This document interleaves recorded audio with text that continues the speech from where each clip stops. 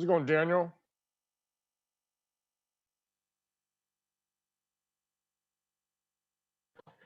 Doing fine. How are you doing? I'm good. Is it just going to be a private tutoring session tonight? It might just be that way.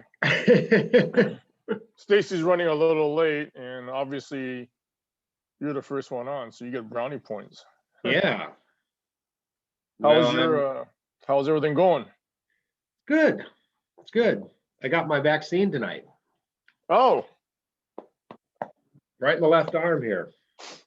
which one did you get? Moderna. And which class are you in? What do you mean, which class am I in? Are you Apprentice class that's been all Zoom. No, no, I'm related to Phase, what class that is?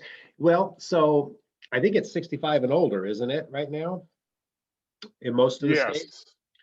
But I got a tip from a friend that there's one clinic in Seattle that's doing 50 and older. And so I called them Monday morning, and sure enough, they got me in Wednesday, and I get my second one a month from today, and be done. Who is that clinic?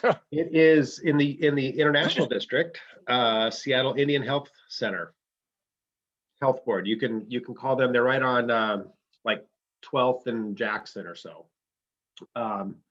You can call them and make an appointment and get in there if you're over 50. And do you have to be Native American? You do not. I think they got so many doses for their Indian, customers or their normal, group, but they're not using them. So they opened it up to everybody. Oh, so I could, let me look up the, okay. And is that a clinic or? It's a clinic. So the website is sihb.org. sihb.org. Okay. Yeah. And the phone number is 206-324-9360. And I just called them on Monday morning, and they could have got me in Tuesday afternoon. They had that many openings. I'm gonna have to give them a call. Yeah. I mean, it's great to get it checked off the list early. Especially, if they're not, obviously I don't want to I don't want to jump the line, take somebody's spot, but if they got stuff, then they got to get, they have to use it. It's all legit. I mean, they're just offering it to anyone at this point because they have extra. And it was really well organized. I was scheduled for 4:10. I sat down in the chair at 4:10, got the shot right on schedule, waited 15 minutes after to see if everything was good, and then left. No side effects for me so far, knock on wood. And you definitely have an appointment for the future already. And I already have my next one scheduled for March 3rd. So 28 days later. Fantastic. Yeah. Just in time to officiate. It'll be before the season, which will be nice. Yeah. Yeah. Fantastic. Which place was that? It is a clinic in downtown Seattle, well, in the International District of Seattle, called Seattle Indian Health Clinic or Health Board. There's an article in the Times about it. So they could be getting busy quickly, but as of right now, I think you can still get in there if you're 50 or older. I know where I'm doing after this. Yeah, just call early tomorrow morning. Yeah. That'd be the best time. Okay, everybody. I'm in Tokyo at the moment. So you're in Tokyo? I'm in Tokyo at the moment, so it'll be a while. What time is it in Tokyo? 11:30 a.m. on, we're a day ahead, so Thursday. So it's the 4th there? Yes. Wow. What are you doing in Tokyo, Roger? We had some urgent priority work that I had to do, working with FDA, public health, and State Department over here. Have to inspect a pharmaceutical company that makes medicines, and they're having some problems. So before they can import their stuff to US, we have to inspect, see what's Sounds going good. on. Okay, Roger, well- you work for the FDA? Yes. Oh, nice. I worked for a biotech company. We just got inspected back in October. Which one? We're waiting to hear back. Juno Therapeutics, we're owned by Bristol Myers Squibb. Yeah. I used to work at Seattle Genetics and Amgen and a bunch of Okay. others before that. Cool. So yeah, did that for about 20 some odd years, and then after a while said, it was all right. It was good. Yeah. Okay, everybody. Stacy's is running a little late, and today she asked me to run the session about the legal guarding position and illegal contact. So if you have video, I'd like to see who you are, because I don't see, I don't do you guys. I'm not on here a lot, so I'd like to see your faces if you can. You don't have to, but it'd be nice. Yeah. Okay. All right, so let me know if there's any problems. I'm going to do my best. She was going to help me monitor, but I'm going to do this on my own. So let's start with legal guarding position. So I'm going to share my screen. If you don't see it or if you don't hear it, let me know so I can make sure I know I get everybody. So let's go ahead and start. Let's see if I can remember where it is.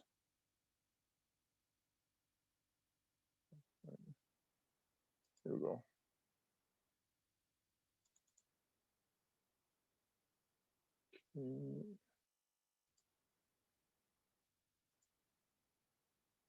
Okay. Can we see that okay?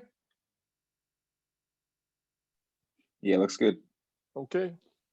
So legal guarding position, first of all, in your rule book, it's rule 423. Starts on page 35. And I think I mentioned to you before in when I did the rules clinic for you guys,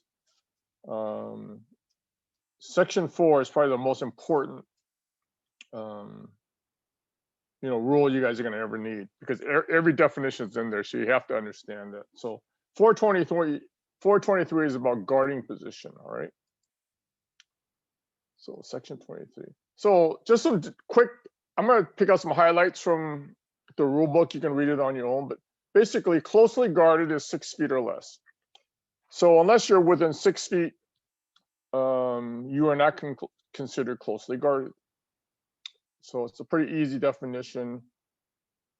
How do you judge that? Well, just do your best, because you can't take out the tape measure during the game and say, let me see if you're 6.5 feet or 7 feet. All right. So, and then another definition is a player who extends an arm, shoulder, hip, or leg into the path of an opponent is not considered to have legal position if contact occurs. So that's kind of important.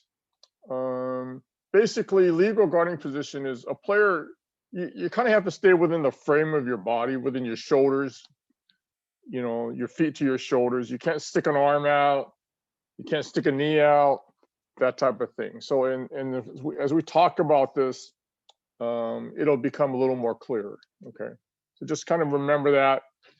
If you have your rule book, that's great. If you don't worry too much about it. Let's see. Okay, in Article 2, obtaining a legal guarding position, both feet initially must be touching the playing court. We talked before, there was a question on the rule test about what happens if your foot is on the line. Well, technically, when your foot is on the line, you're considered out of bounds. And even though you could be stationary with 2 feet on the ground, you are not considered in legal guarding position. You have to be on the actual playing court. You cannot be out of bounds, okay? So both feet touching the playing court. And again, if there's any questions when I'm presenting, let me know. To obtain legal guarding position, the front of your torso must be facing an opponent. And again, this is initial legal guarding position, okay?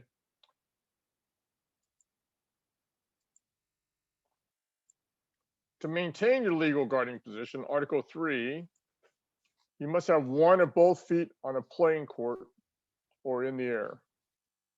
Okay. You're not required after you initially obtain legal guarding position to face the opponent. You can move laterally or obliquely when contact occurs. So basically what that means is once you establish your legal guarding position, you basically cannot move forward. You cannot move into the player. You can move sideways, you can move back, you can back up, all the above, but you cannot move forward, okay?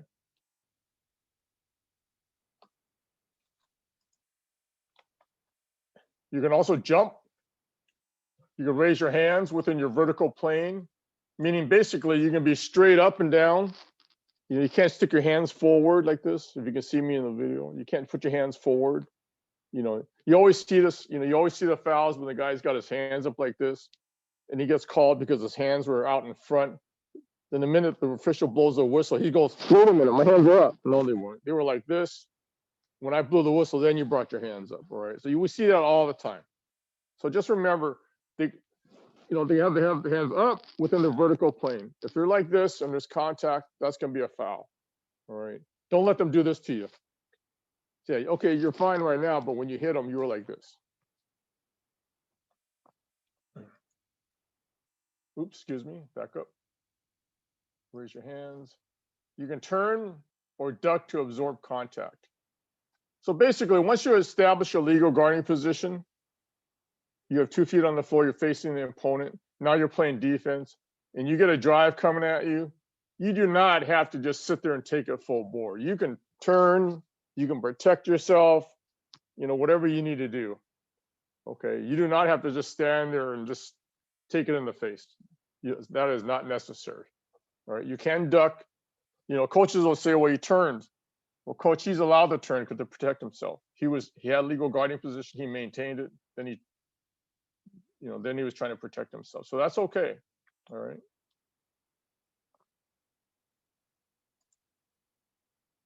So we're talking about guarding an opponent with the ball right now. There's another section in this rule that talks about guarding an opponent without the ball. But right now we're going to focus on just guarding an opponent with the ball. Without the ball is an entirely different conversation. Okay.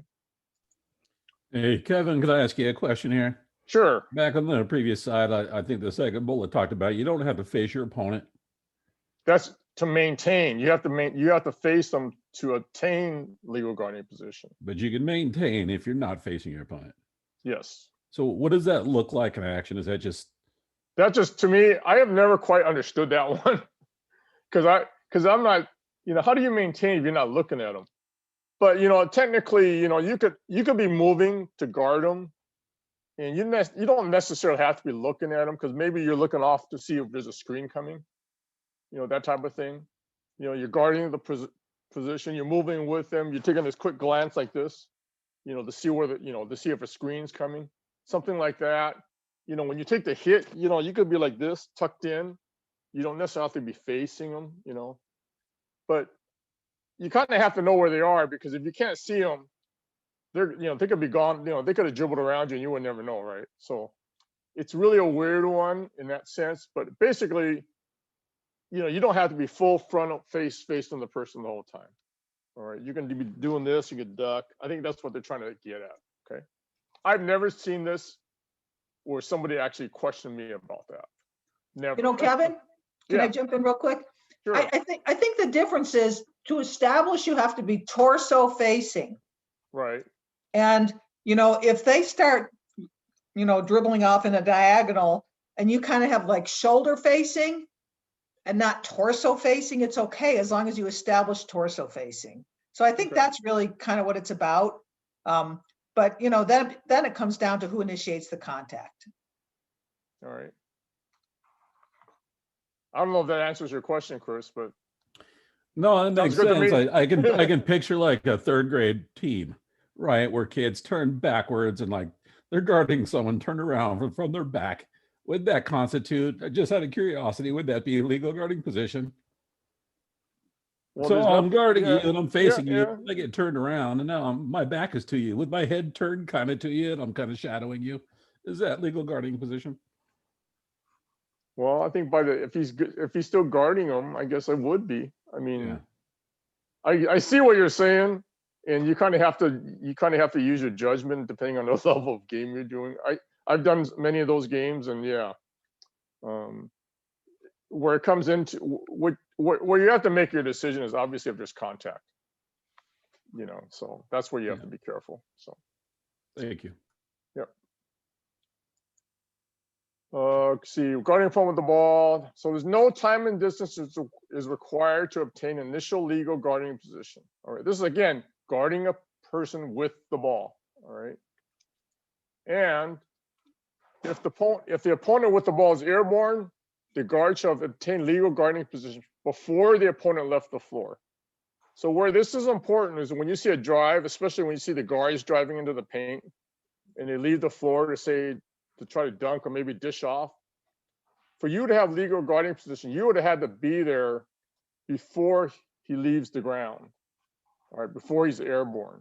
So if you get there and he's already airborne and you decide, you've seen this on TV, you see, kids they'll slide in and they'll take it in their chest and they'll say, well, I was there, that's a charge. Well, no, you weren't there before he took off, before he became airborne, okay? All right. Any questions so far? All right. So let's see here. I'm gonna stop sharing that for a second, and so Stacy, you're here now. Yeah, I got here about 9 minutes late. I apologize. It was, the world was against me. Well, The traffic was everybody against me. already made the decision that when we can, you're gonna be buying the first round. So. Yeah, well, that's usually how it works anyway, so. Okay, so let good. me get into, we're gonna watch some plays. Now, in these plays, I don't really care whether or not you agree with the call or not. What I want to hear from you guys is, what are you looking for when you first see this play initially to establish, is it a block or is it a charge? Okay. Irregardless of what the officials are doing, because some of these games come from college, some of them from high school. We're not going to worry too much about that. We care about the actual play. All right. Some of the officials are using proper mechanics. Some of them are not. We don't care about that kind of stuff right now. Okay. What we care about is, look at the actual play and, give us what you think. And hopefully everybody will jump in. If not, Stacey's going to help me kind of pick on you, so to speak, and get your opinion. All right. So we're going to start. We're going to share screen again. So let me find this. Zoom, share screen, and block charge plays. Number 1. You turned on that maximize video for Zoom thing, didn't you? Hang on a second. Let me get to my settings. Is that in settings? It's right when you go to the share screen before you actually pick one, down at the Oh, bottom. Hang on. So you got unshare and then try to share again and go to the bottom. We're sharing a screen. So unshare it. Unshare it. Okay. And now click share again. But before you pick Yep, what you I want. gotcha. Okay. Yep. Okay. Now, where were we? Block charge, we go. Okay, sorry about that. All right. Thanks.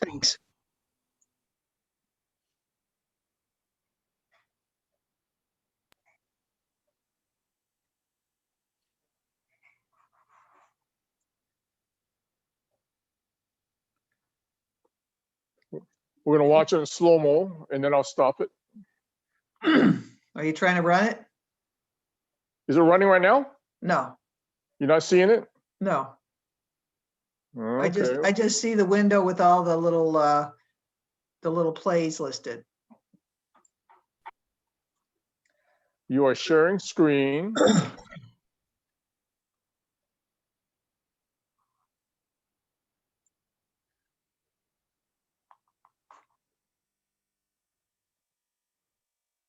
You not seeing this now? Oh, it's doing something. We'll see.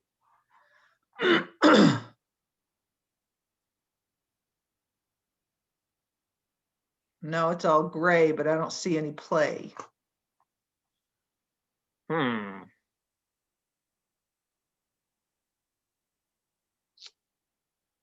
Is anybody else seeing anything? Somebody jump in? Nope, I don't see anything. Oh, Well, it's now we gray got on a my end, problem. man. Please move Same this thing. window away from shared application. Your screen sharing is paused. Why? Why is it paused?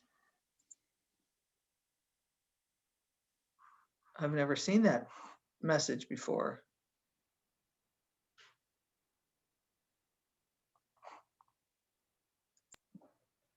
Why would you get that? All right, we're gonna stop it. Hang on a second. Stop share. Let's open up. Just open up one of those plays like right now and pause it and then see if you can share that specific play. Pause.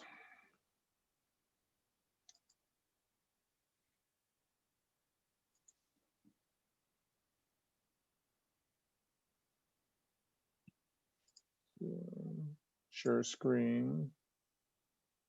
Basic. Okay, it's all checked. We're sharing. Hot charge, please. Share.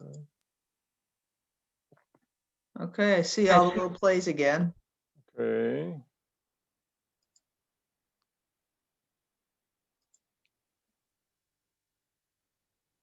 What's going on? This is the weirdest thing ever. You can, if you want, you can like email those things to me and I can play them in the order you want. I hear it. Yeah, I hear it too. Why isn't it playing? Number 24 in blue drives to the basket. Number 30 Nope, in he's white. driving to the basket. Yeah, we're getting great audio on that. Can you play a different one? So let me try a different one. Yeah.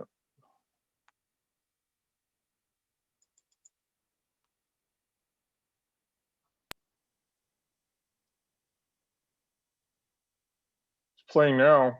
No, it's not. Yeah. Well, that beats the hell out of me. What, like I said, why don't you just, To What- pass the ball to a teammate. why don't you email them to me? And I'll play them in the order you want them. Okay, hang on. Let me stop it. I apologize, everybody. We usually test everything, but this one we didn't. So just email them to stacybrodzik@gmail. Yeah, hang on. That's weird. You might have to do a few at a, oh, they're not that big, but you might have to do like 5 at a time or something. Okay, let me see here.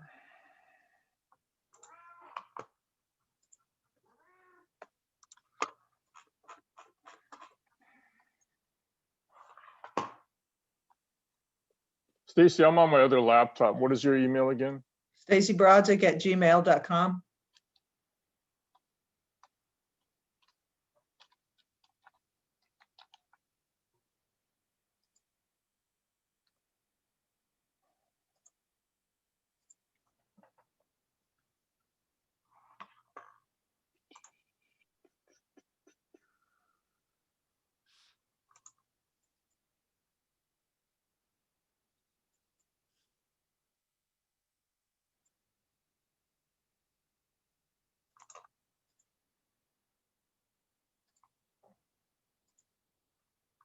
Still working?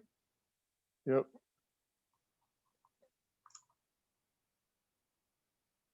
Oh, great. Hang on.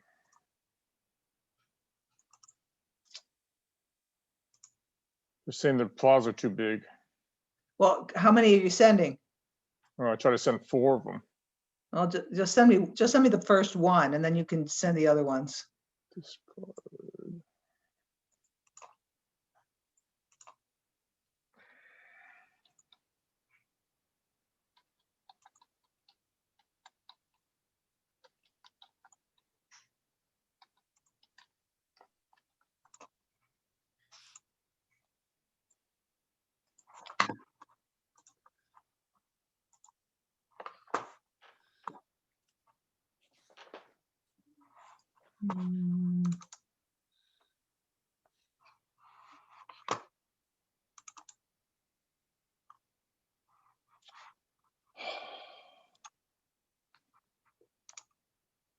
Why is this happening?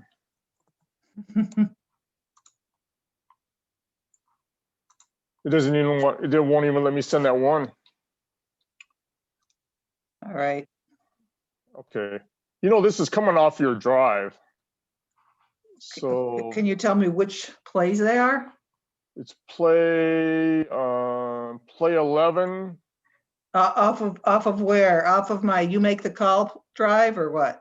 The one you shared with me. It's block charge. Play 11, block charge. Play 11. All right, hold on, because I shared like 3 different ones with you. Play 11.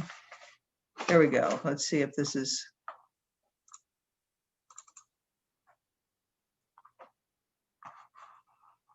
I didn't change the names of these, so they're all the same. All right, so I'm going to see if I can share my screen.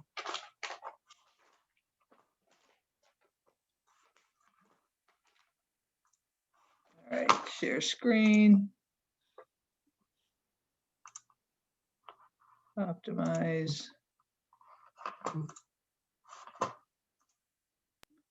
Can you guys see a play? Yep. Yep. Is that the play? Is that the Yep. one you're looking for? Okay. We'll make this work.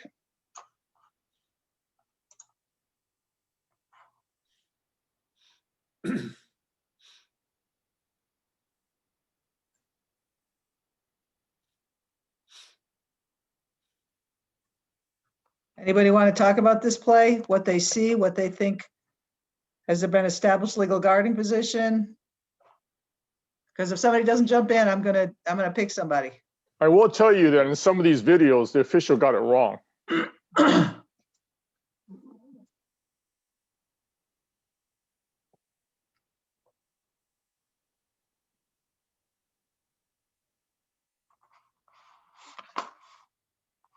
I'd agree with the call. I would too. Because Well, it looked like the defensive player had established guarding position before the offensive player left his feet. And what are the requirements for establishing a legal guarding position? Both feet are on the ground and his hands were above his head, parallel. And he was facing the opponent. Right, 2 feet on the floor, torso facing. That's what you have to just remember. His I hands really see. don't have anything to do with it unless he's using them to push off or something. I see at the very last moment, though, the defender, he looked to be set, but his left foot, he brought in his left foot just before the offensive player got to him. So is that, see his Okay, left foot is. So right here where I stopped it, does he have 2 feet on the floor and torso facing? Yes. Okay, Looks so like- after that, he can move sideways, laterally, he can pick up Okay. a foot, he can do anything he wants, as long as he doesn't initiate the contact. Got it.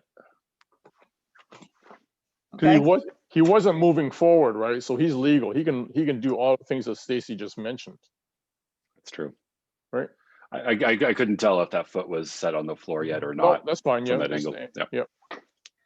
you know, one thing these videos highlights for you guys is how important it is for you guys to have your eyes on the defender and kind of keep the offensive player in the corner of your eye but you got to know what the defender's doing if you're going to make a good call. If you're just watching the guy drive to the basket, the guy with the offensive player with the ball, you're just going to guess.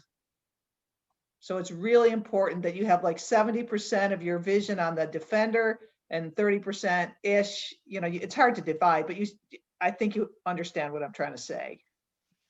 Okay. The next one is play 0-3, same thing, block charge. Play 0-3. Yeah. And I'm sorry, I'm going to text you the next one after that. Play 0-3 on, let me see, that's traveling. So let me go to a different folder.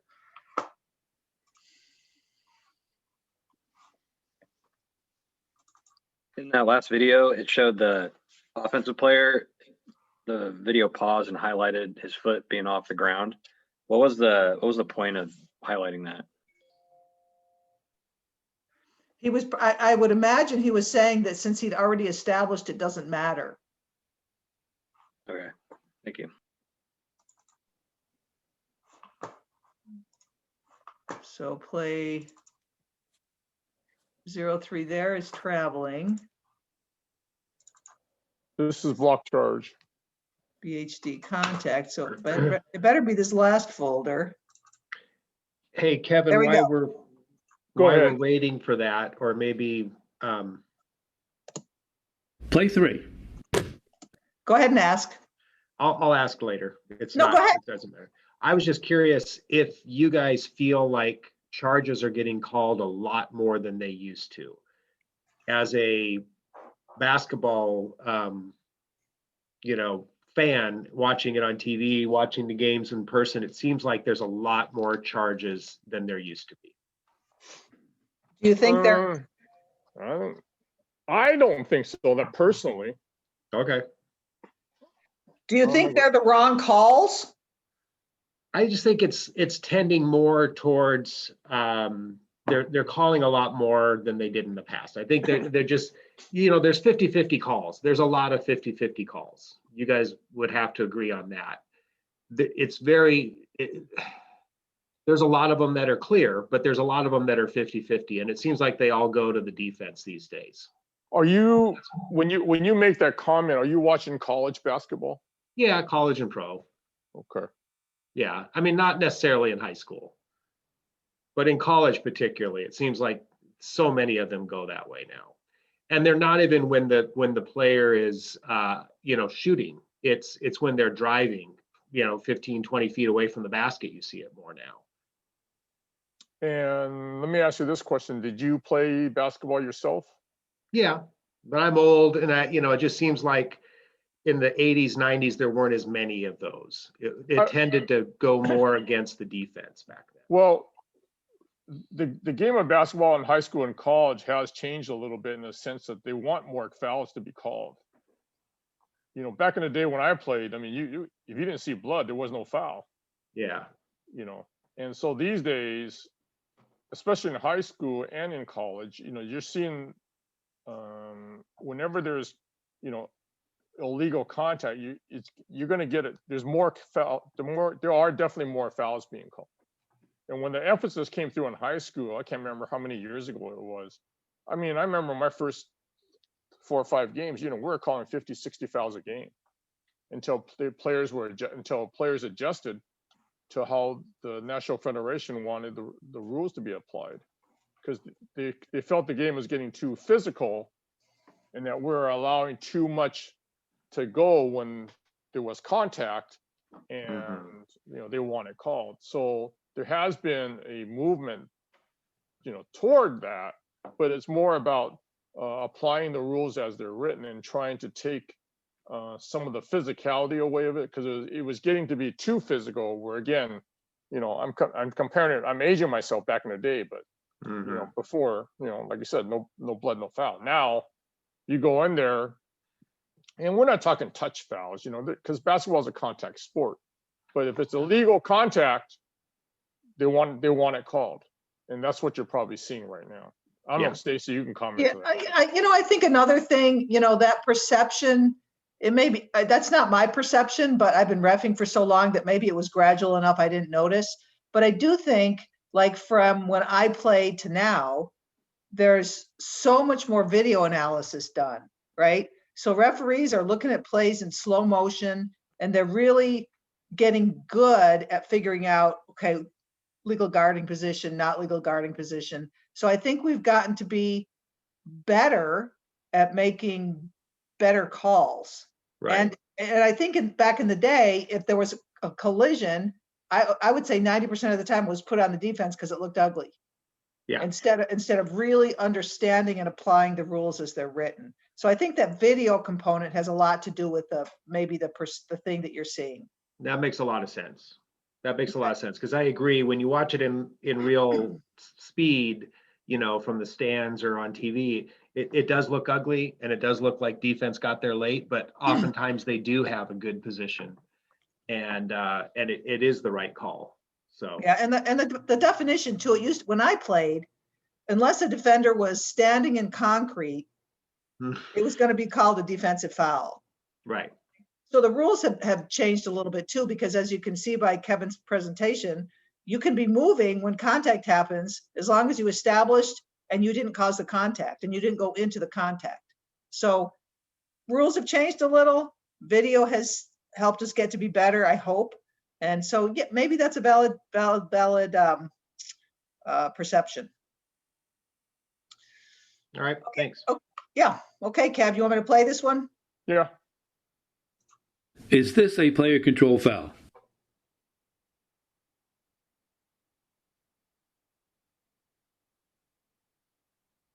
Number 1 in blue makes a move into the lane and beats number 11 white off the dribble before deciding to pass the ball to. I'm turning the sound off so you guys can make up your mind. We can play the video in a minute. Secondary defender number 25 in white slides into the path of the ball handler and obtains legal guarding position just before contact. What? Any opinion? Isn't it a block because there has to be Legal. time and distance? Yeah. 6 feet. No. I think it is a player control foul. So when does time and distance apply? To somebody with the ball or somebody without the ball? When contact occurred, this is a player control. Anybody And the proper Guarding a moving opponent without the ball. without the ball. So in this case, the guy, the dribbler has the ball, obviously. So time and distance is not a thing. to report the foul. But I what you think got to he's- look at is you have to see if the guy had 2 feet on the floor, torso facing, when the Yeah, contact occurred, or had done that prior to the contact. I think he's still in the air. He doesn't establish it before the offensive player makes contact. You watch, he makes a little jump at the end, right there.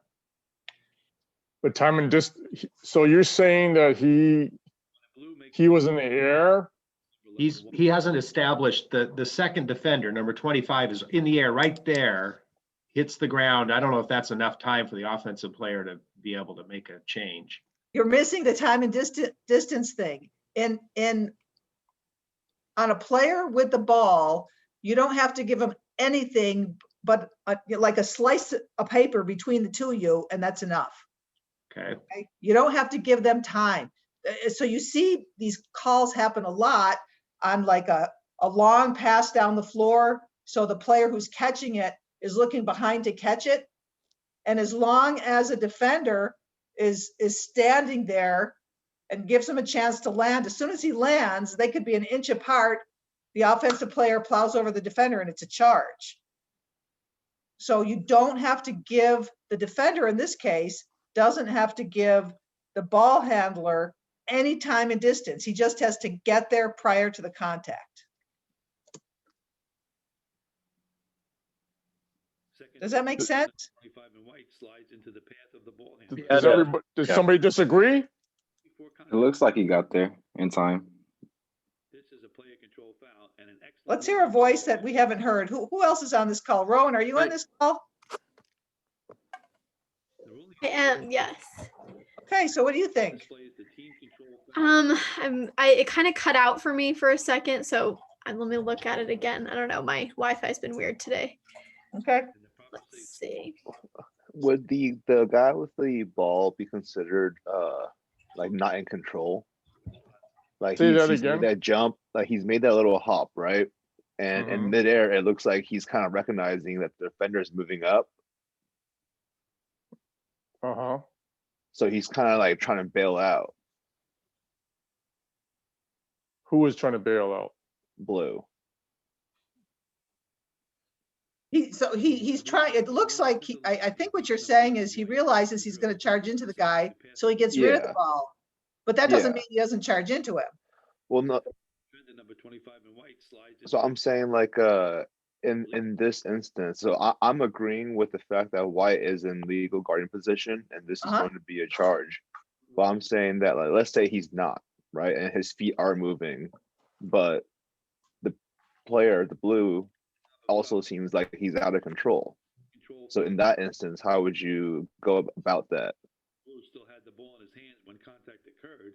This is a player. I'm He not sure I still understand bumps your in, question. like he still bumps into him. So he and the defender did have legal guarding position. So like even if he was trying to pass the ball, he still was there, right? Like he was still, you know, he didn't get rid of it soon enough. I think the question's hypothetical is if the defender did not establish legal guarding position, but the offensive player who looks to be out of control still runs into him, where does that fault lie? Oh, I see Well, what you're, I there- got what you're saying now. There- Okay, thank you. there's no Sorry. designation for a player, offensive player being, I guess, what am I trying to say? If the offensive player has the ball, he is deemed to be in player control. All right. So if he runs into somebody and that player has legal guarding position, then it's going to be a charge. If he runs in this, if he's running and stumbling, but he still has the ball, the rules don't differentiate his status. He's still considered a player with player control. So if he runs into somebody that has not established legal guarding position, who's trying to play defense, then it's going to be a block. It doesn't matter how ugly it looks, even though it does look ugly.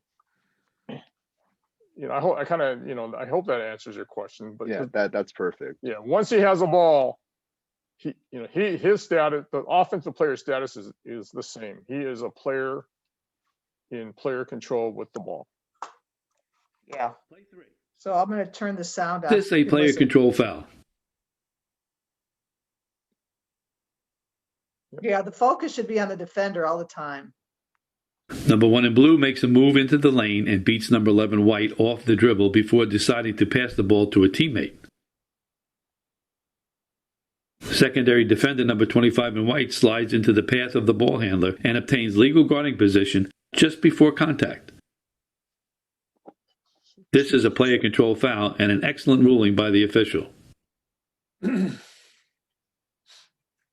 Stacy, try to find play Does a nice job of 0-1. but And what kind of play is it? Is it a block charge? It's a block charge. Play 0-1. Right here. This is a good one. You can turn off the volume on this one if there is Turn- volume. play 1. Turn it up. Turn that off. Okay. So since I can't see who's on the call, since I'm sharing my screen, Kevin, you might have to call Yeah. somebody out who hasn't participated. Okay? Yeah.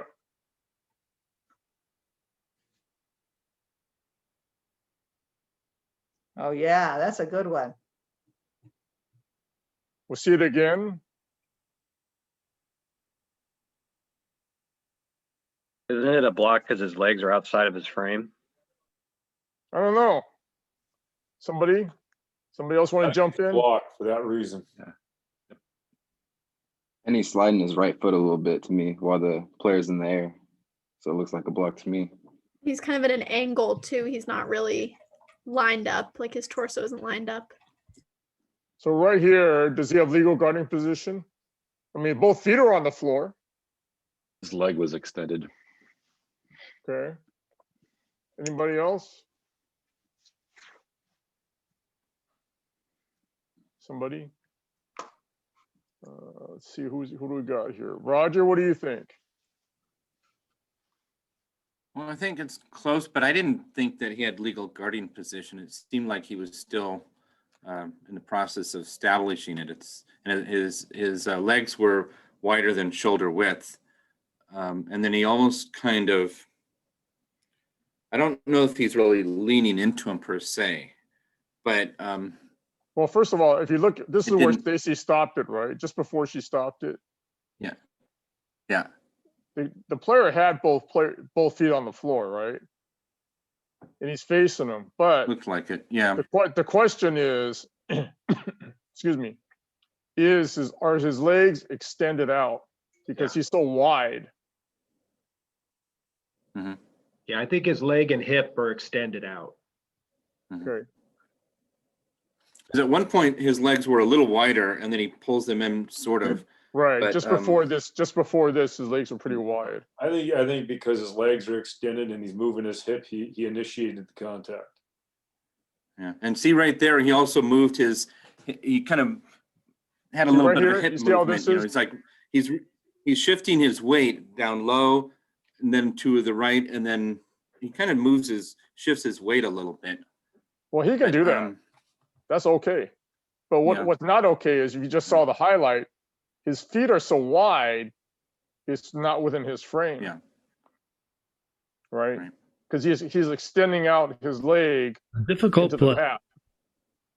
Because remember, we pretty much have to stay within our frame of our shoulders.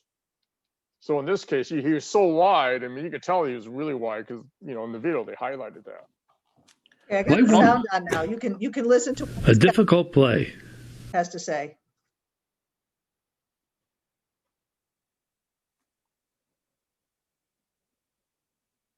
Does number 4 in green establish legal guarding position before number 3 in white becomes airborne?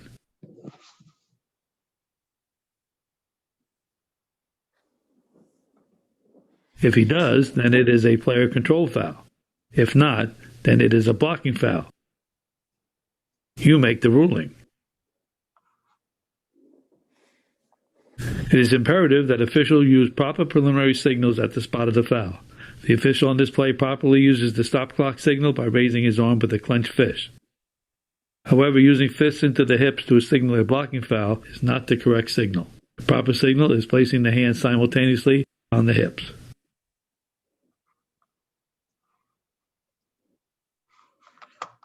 So I have another question about this play. We haven't really had a chance to cover primary coverage areas except for, like on paper, you haven't really had to call them live. Do you guys still have an idea of what the primary coverage areas for the trail and the lead are? Can somebody tell me what they are in the front court? The lead should have from the one side of the key, like that whole box, if that makes sense. And then the trail should have kind of an L shape from the rest of from the free throw line extended out like that, if that makes sense. Yep. So in this picture, can you see my mouse moving around? Yeah. Yes. Okay. So the lead has all the way the whole key, and then the free throw line all the way over to the sideline has this whole box, and the trail has the L that's left. Okay. So on this play, whose primary call is this? And I just want you to think Play about one. this. A difficult play. Whose call is this? His lead. Well, The ball's in the L The shape. trail.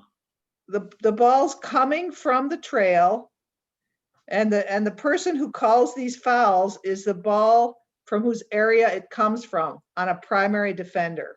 Okay, so this is obviously the only defender.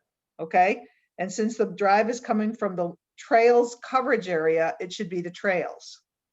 So they did it right, but I just wanted to throw that in so you have another little extra piece. If this guy was beat over here and a secondary defender came in to guard this guy, that would be the leads. Okay, primary defender, this primary matchup goes to wherever the drive originated. So this would be correct. But if a secondary defender came in, then it would be the leads call. Does that make sense to everybody? Yep. Yep. And on these kind of plays, this is when we have one person, we have what we call blarges. We have one person call a block and one person call a charge because it's kind of in this gray zone you know?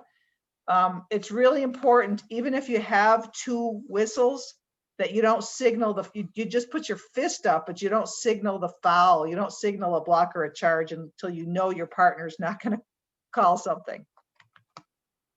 That's another level. I mean, you guys just have to figure out how to call a foul, but I'm just pointing that out to you just because we have this great play. Okay. Play 12. See if you can find play 12, block charge. Play 12. That's not the one. Let's see.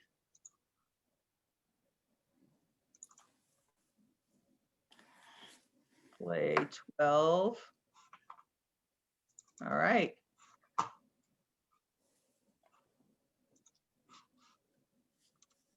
Should I leave the audio off again? Sure. All right. Who else is on the call that hasn't answered anything?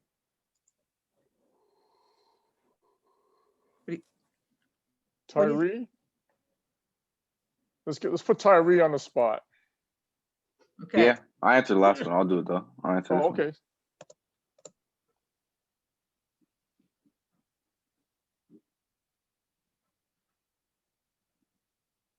In real time, it looks like he got their legal guardian position. I have to see it in slow-mo again though. Okay. And what's the definition of legal guarding position? Torso towards the offensive player and both feet down on the ground. Okay.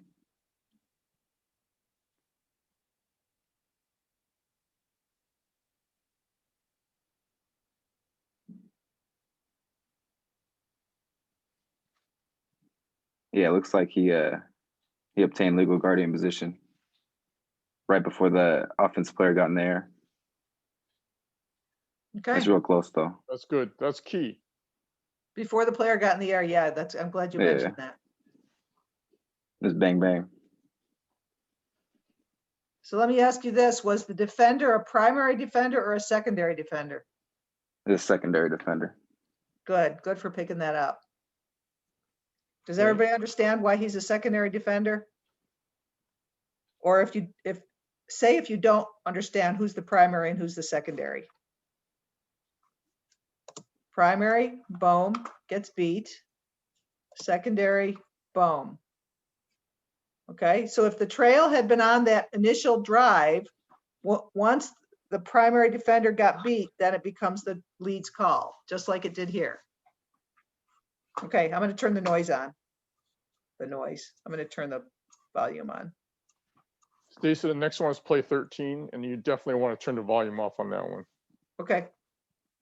I guess this one doesn't have volume. I mean, this one doesn't have sound. Okay. Nice job, Tyree. One thing Anybody I have any noticed is questions? that referee was really quick with the call. It was just an observation. And he was right there on it. Yeah, I noticed that too.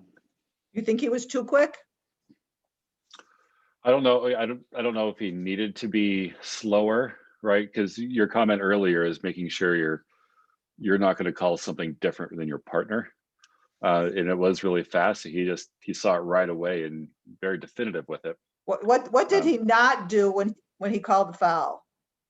Didn't put his hand up for too long. Yeah. Did he put it up at all? He didn't put it up at all. No, you're right. Yeah. He just made the call. See, no fist up. He goes right. There's no chance that there can be any That's- communication. Yeah, so that's a call that can get you in trouble if you had a partner who had it the other way and he was doing the same thing. So yeah, lesson learned, right? Put your fist up. It just takes a second for you can feel if your partner's moving or not, or if Right. they're still. You don't have to look right at them. And then you can just as easily, like a tick later, punch it, and you're out of trouble. Yep. Okay. This one's for Emma. What's the number? Play 13.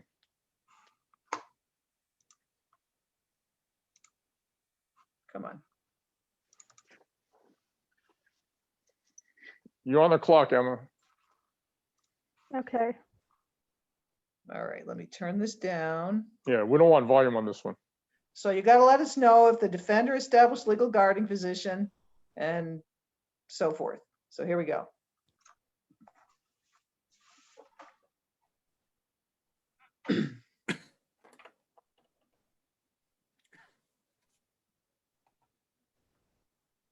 Let's play it in slow-mo.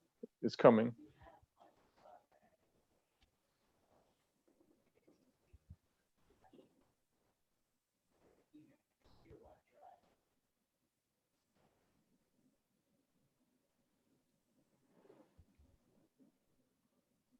What do you think, Emma? I think it looks like legal guarding position. I mean, So did- both feet are on the floor, torso facing. Okay. So what is the official? You see the video right here, right? What is the official call? Block. Blocking.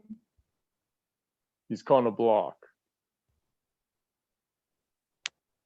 Do we have any opinions one way or the other on this? I disagree with the call. You disagree with the call? Who said that? Who I said can't- that? Ron? Ron? Okay, so why do you disagree? Well, I think he established legal guardian position as both feet down, and he was parallel to the offensive player. Did you notice anything about the body language of the lead official? Or did you notice anything about his signal? Why don't you run it back just a little bit, Stace?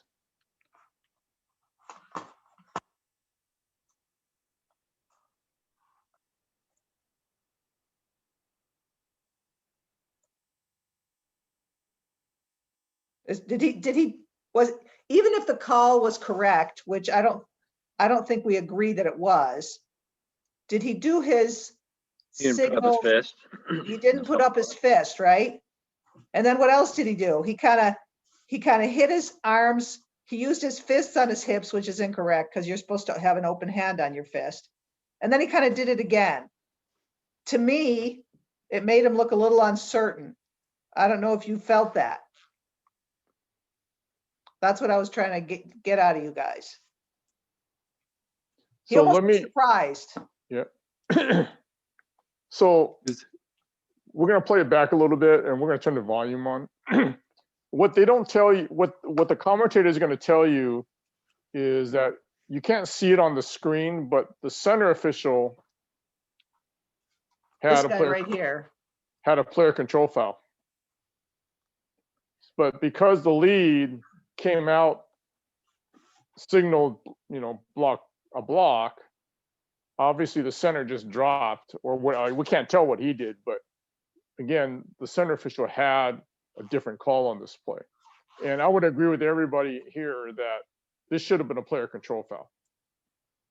Okay, so this official, even though there's 3 officials out here, this would be pretty kind of like if he was a little bit back, he'd be like your trail. So he would be like the trail lead combination that you have in your 2-person crew, okay? So we're just gonna play it through and then I have a couple more questions for you. You'll turn on the volume. Yeah. Thank you. Where's the audio? There's audio. Well, it's not playing. We're having a lot of technical problems today, aren't we? We are having technical problems. Let me see if I can turn my volume all the way up. I don't hear a darn thing. Sorry, guys.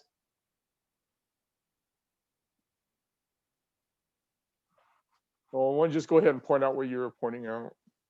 Okay, so if this guy here was the trail, let's say, he would be responsible for this drive, right? And this defender. But as soon as this defender gets beat, who's responsible for the next defender? Lead. Anybody, the lead, right? Because it's a secondary defender.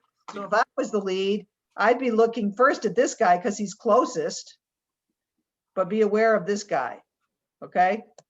Then this guy gets beat, so now it's easy. If you're the lead, you're just watching him, okay? I really wish we had the audio, but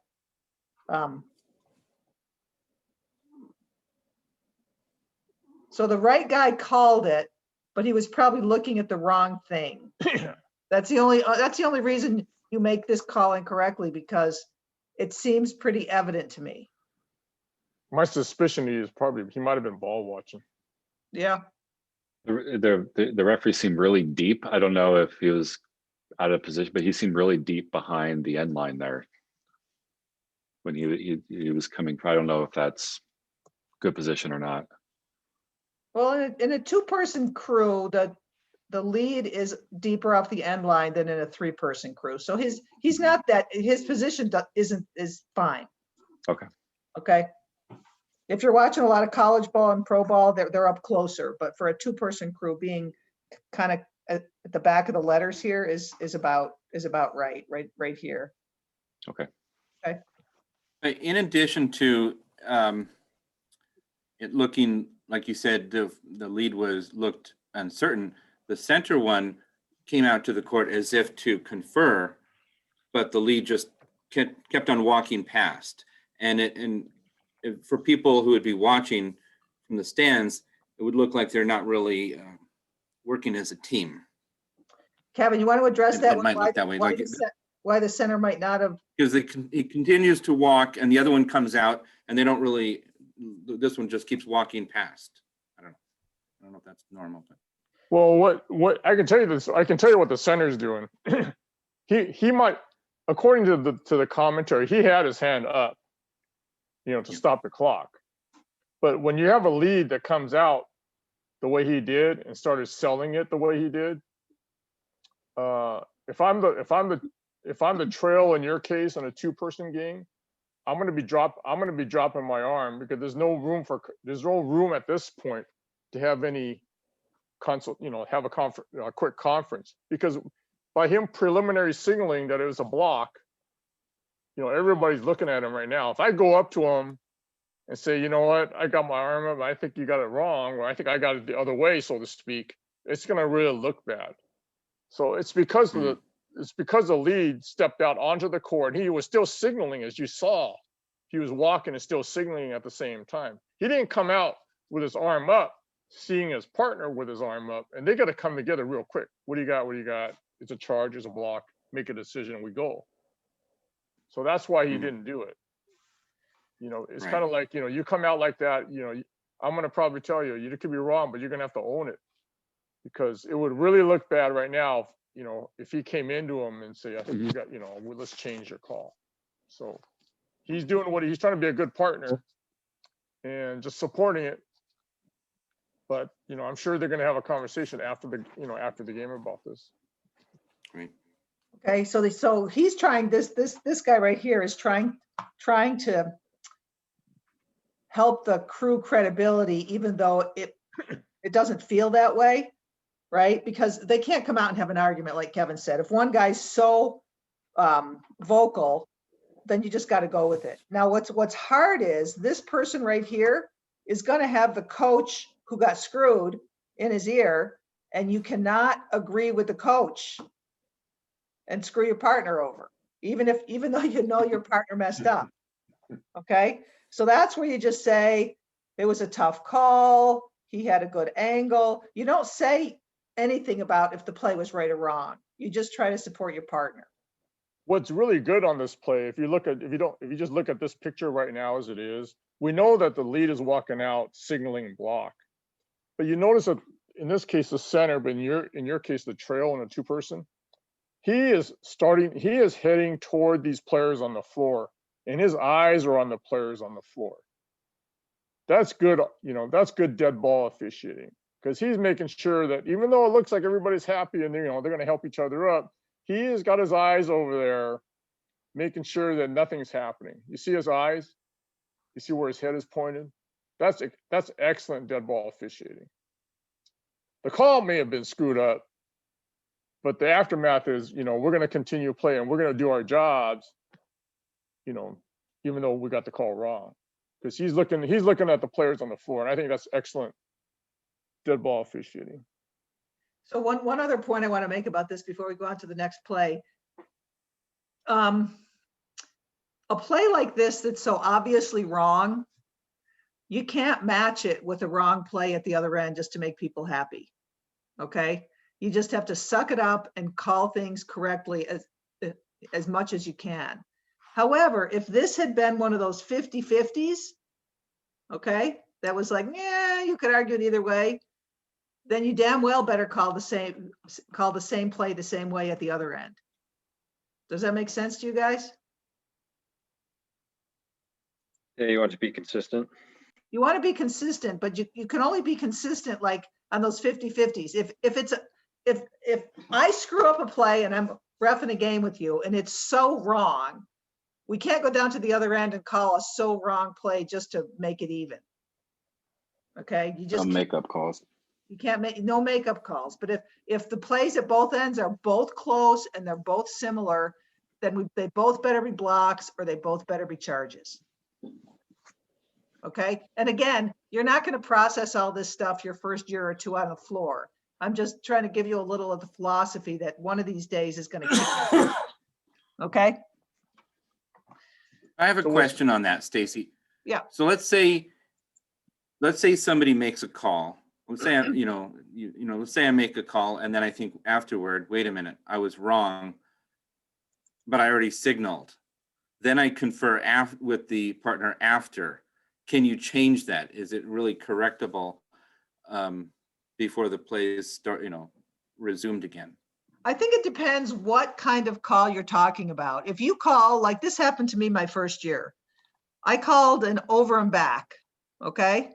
But there were 3 lines at center court and I was looking at the wrong one, okay? So I called an over and back over a line that wasn't the midcourt line. There should have never been a call. And after I made the call and before the ball became live, I was like, oh, my bad. I had the wrong line. We're just going to give the ball back to the same team, play on. So that you can correct, okay?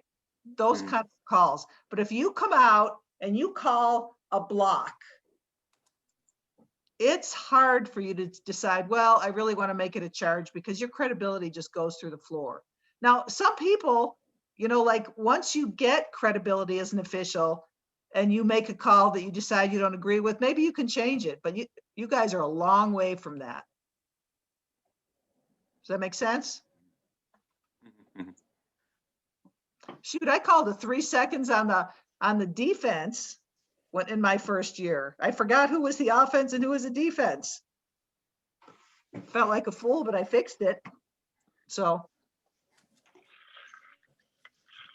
the more games you do, you'll come up with situations to get yourself out of stuff like that. If you do something wrong or, you bonehead one, you'll learn, there's nothing that Stacy and I can tell you to teach you that.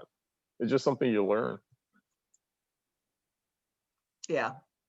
Yeah. Fix the ones that like are just application, black, white, and you'll win some points with the coaches, even if you look like an idiot.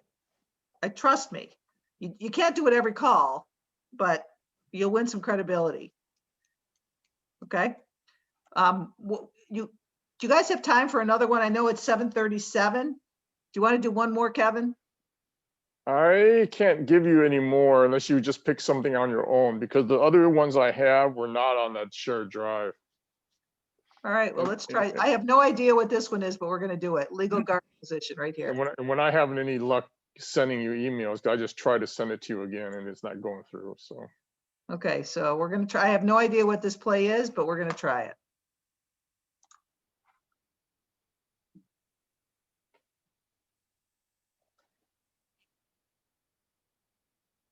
Oh, that's good. This happens all the time in little kids' games, especially.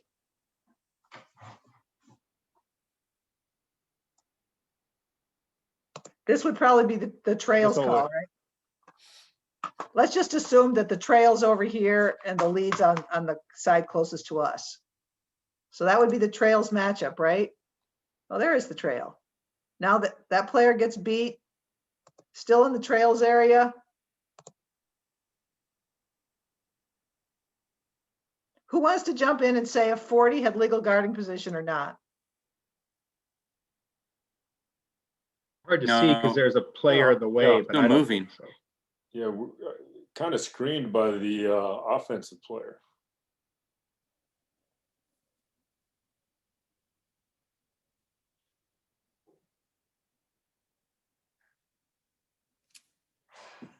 her torso isn't facing the ball, the player. Anybody She else? leaned into the offensive player a little bit. Who said that? I did, Patrick. So Patrick, watch it again. Maybe she's just absorbing the hit.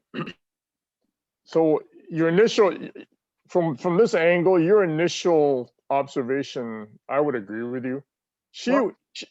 Because at the very, very end, what did she do? She moved into her, right? Like Because after she hit her or right before? just before she hit her, she was moving toward her. Because when you look at the contact, she actually knocked her off her feet out of bounds. Right. It's subtle. Right here, she's good, but right there, she walks toward her. You see how she kind of takes a little hop step forward? Because her momentum's carrying her forward too. Who else has something to say? This is not obvious, and it's a bad angle.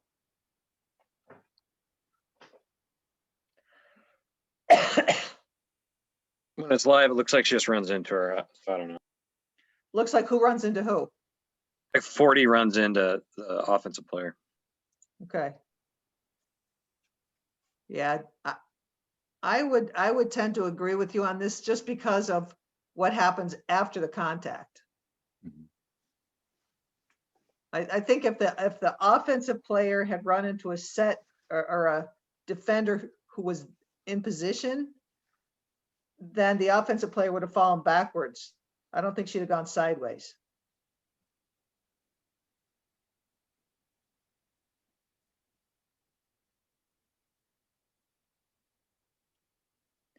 And one other thing I would say is if you don't have a foul, then what's the call?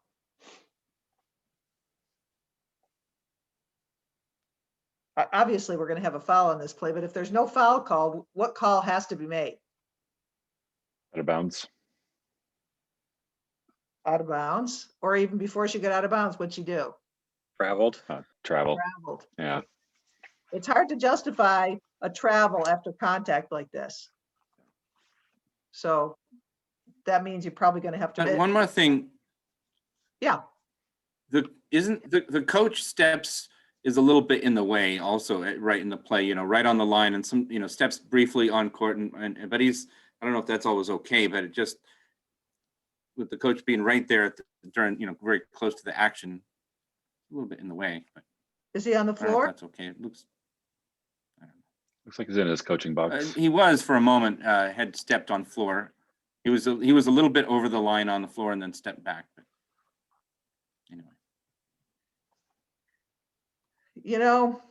These are my thoughts about, well, in this case, the coaching, it looks like he has a coaching box that he's not in. But if he's not talking to me and he's close and he's off the floor, I'm okay with him standing there. If he keeps wandering further and further away, I'll have a word with him. What's the coaching box in National Federation, Washington? Where does the coaching box start and end? End line. Up to where?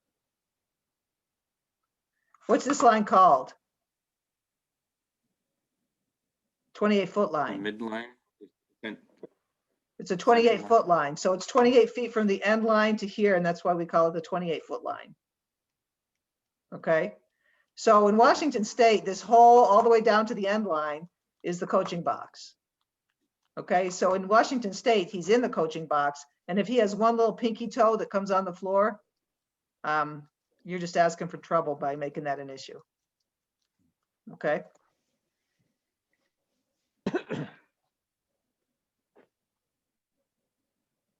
I don't know, Kevin, do you have any thoughts on that? I would agree with you. I mean, generally speaking, if the coach is not on the floor, if he steps over the line because he's a little excited, I don't care. If he's not talking to me, I'm not even noticing him.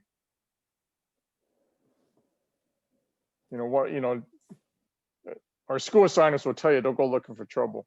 Yeah. You know, So I we're have not another gonna- question. Go ahead, Kev.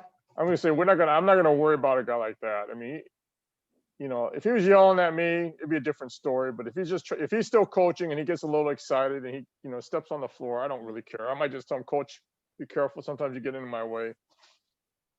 And he'll say sorry. You know, that's good enough. You know, again, if he's yelling at you, totally different story. And it doesn't matter if he's yelling at me while he's in the coaching box or not in the coaching box. If he's yelling at me, it's a totally different ballgame. And we'll discuss that, you know, at another time. But generally speaking, in this case, I see nothing that he's doing that would bother me or even concern me at all. So I have one last topic on this play that occurred to me. Where should the trail be right now? I mean, the trail wants to be able to see between the defender and the offensive player. And right now he's Closer. standing behind this girl. So where should he be? Should be on the sideline. Like maybe out here somewhere? 28-foot line. No, you want to have the players boxed in. So you never want to be up here if the players are behind you. But you could easily be right here, okay? Even. Out here, so you can see Yeah. between. And then as this girl is dribbling down the sideline, see, right, he's behind her. He can't make a call, really, without guessing. He should be over here and going with her as she's going down. And not looking at her, but looking for the defender who's going to come up to meet her. Okay? So, right, like, he's useless. If he had moved up the sideline even here to see in the space, he would have had a much more educated call than the call he made. Plus, you can also see him, he's just walking. You know, the player is dribbling and running. He's not even hustling to get down there. So yeah, I mean, he's really watching the back. He's got the back the whole way. He's got her number. He knows what her number is. Yeah. I mean, he got the call right, but I don't think he got it right because he was there. I think he got it right because he got lucky and he guessed. Yeah. So bottom line again, so when you're this person, think about making sure you have an angle between and make sure that once this player is beat, that you're looking for the next defender. You're not watching I mean, right now he's just looking at this player with the ball and there's not like, what's she doing? Like, she's not going to do anything. He needs to get to the side and look for somebody coming up to greet her. Does that make sense to everybody? Yep. One of these days, hopefully next month, we're actually going to get you on a court so that you can move around and figure out what you're supposed to be doing on the floor. I mean, I'm sure you can make foul calls and stuff, but we have to teach you how to be in the best position to make calls. Has everybody heard that? I'm not sure. Do you guys get the email from John that basketball is tentatively slated to start in April? I sent them that information, yeah. Okay. And All that. And I told him that we would try to get on a floor in March, even if it's an outdoor court, just so we can go over the mechanics of, what we're supposed to be doing, and maybe get a scrimmage in or something before the games start. Great. So that's on the agenda. So like I told everybody, I appreciate the few of you that are on the call. I'm really happy that you're here and you participated. And yeah, just get all that stuff out of the way that, like the certification process and the doing all your quizzes and all that stuff that so that you can start reffing when it's time to ref. Okay. So we were going to also discuss illegal contact, and obviously with our technical difficulties, we got sidetracked.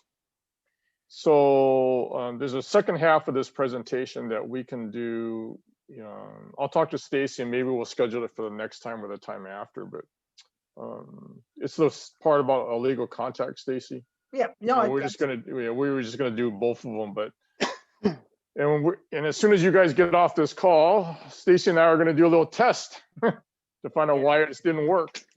So, but yeah, there's another part of this presentation about illegal contact, that dovetails after getting somewhat of an understanding about obtaining a legal guardian position. So has anybody that's on this call, before you sign off, has anybody not been contacted by a mentor? Everybody's been contacted. Okay. Is that true? I'm not hearing anything, so I'm Yep, assuming that's- you've all been contacted. Yep. Okay. It's true. Contacted. Okay. Our All right, group had one meeting and we're gonna have another one. Good. Perfect. Use those people. If you don't hear from them, send them an email and say, hey, I'm hungry. I want to learn something. Okay. And just take advantage of them, because once the games start, people, we're going to be busy. The mentors are going to be busy. Granted, they'll be there for you, but now's the time to take advantage. So get after them. Okay. Thank you. Okay. Yeah. You guys have a good night. Thanks for joining us. Thanks a lot. Thank you. Thank you. Good night. Thank you. Thank you.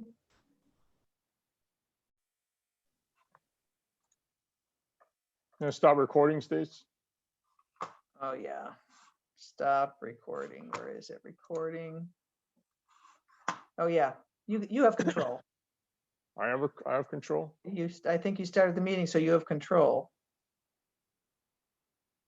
Up in the upper left, don't you have a thing that says start or stop recording?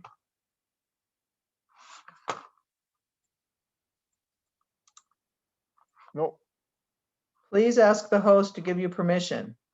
You're the host, man. Okay, I'm gonna leave and then we'll start up another Zoom so we can All test right, that's this. fine. All right. Okay, bye.